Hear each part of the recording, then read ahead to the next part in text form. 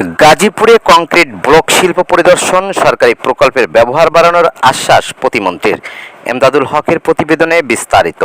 পরিবেশ, বন ও জলবায়ু পরিবর্তন মন্ত্রণালয়ের প্রতিমন্ত্রী শেখ ফরিদুল ইসলাম ৫ জুলাই গাজীপুরে একটি কংক্রিট ব্লক কারখানা পরিদর্শন শেষে বাংলাদেশ কংক্রিট ব্লক প্রস্তুতকারক মালিক সমিতি প্রতিনিধিদের সঙ্গে মত বিনিময় করেন।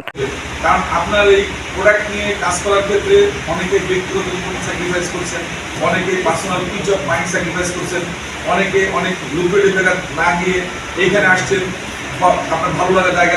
অনুষ্ঠানে উপস্থিত ছিলেন পরিবেশ অধিদপ্তরের অতিরিক্ত মহাপরিচালক চলতি দায়িত্ব মোহাম্মদ জিয়াউল হক, পরিবেশ, বন ও জলবায়ু পরিবর্তন মন্ত্রণালয়ের অতিরিক্ত সচিব ডক্টর মোহাম্মদ সাইদুর রহমান, গাজীপুরের জেলা প্রশাসক মোহাম্মদ নুরুল করিম ভূঁইয়া, গাজীপুর জেলা পরিবেশ অধিদপ্তরের কর্মকর্তা এবং বাংলাদেশ কংক্রিট ব্লক প্রস্তুতকারক মালিক সমিতির সভাপতি মোহাম্মদ লি কর্নেল অফ শাখাওয়াত হোসেন, যুগ্ম সাধারণ সম্পাদক engineer Monirul Islam, engineer Ahsan Habib, executive director Mohammad Atik, Shahriar Rafid, Mohammad Faruk Khan সহ শিল্প উদ্যোক্তা, প্রশাসনিক কর্মকর্তা ও গণমাধ্যম কর্মীরা।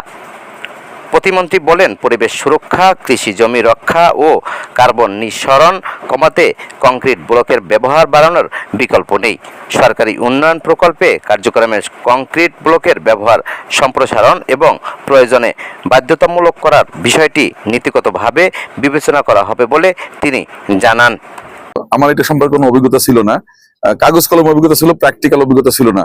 আজকে এই জন্য আমি এই গাজীপুর এবং নারায়ণগঞ্জ দুই ডিস্ট্রিক্টে বেশ কয়েকটা ফ্যাক্টরি আমি ভিজিট করব এবং ওনাদের সাথে কথা বলবো, ওনাদের সমস্যা কোথায় আছে, ওনাদের যে কত সম্ভাবনা আছে, কস্টিং কেমন আছে, এই সবকিছু নিয়ে আমি চেষ্টা করব আমাদের যে সংশ্লিষ্ট মন্ত্রণালয়গুলো আছে সবার সাথে কথা বলার জন্য, যেন আগামীতে আমরা এটাকে প্রমোট করতে পারি। কারণ এটা হলো পরিবেশ বান্ধব একটা প্রযুক্তি, আর আমরা সর্বক্ষেত্রে চেষ্টা করছি কার্বন যে ডিচার্জ সেটাকে কমানোর জন্য, মানে এটা যাতে কমাতে পারি সেটা লক্ষ্যেই আজকের এই ভিজিট।